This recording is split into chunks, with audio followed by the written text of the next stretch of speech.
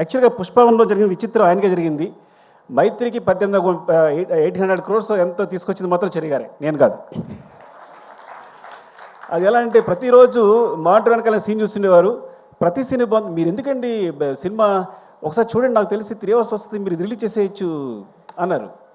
So చూస్తే ఆ కరోనాలో స్పేస్ దొరికింది, చూసినప్పుడు 3 hours ఫుటేజ్ ఉంది. అంటే ఫస్ట్ హాఫ్ ఎలా రిలీజ్ చేసేస్తామంటే, మీరు రిలీజ్ చేసేయండి, సినిమా బాగుంటే ఆడుద్ది, ప్రతి సీన్ బాగుంది, ఎంగేజింగ్గా ఉంది.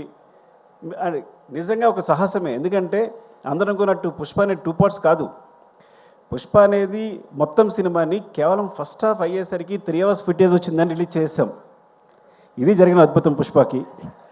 ఆ విధంగా మా జీవితాల్లో చెర్రీ గారు పుష్ప 1, పుష్ప 2, పుష్ప 3 కూడా పెట్టారు. ఐ డోంట్ నో ఈ సిరీస్ ఎక్కడికి వెళ్తుందో. ఒక్క సినిమా అయిపోయేదానికి ఇన్ని సినిమా చేశారు మీరు. రేపు ఏదైనా జరిగితే మీదే బాధ్యత. థ్యాంక్ యూ చెర్రీ గారు, లవ్ యూ అండి.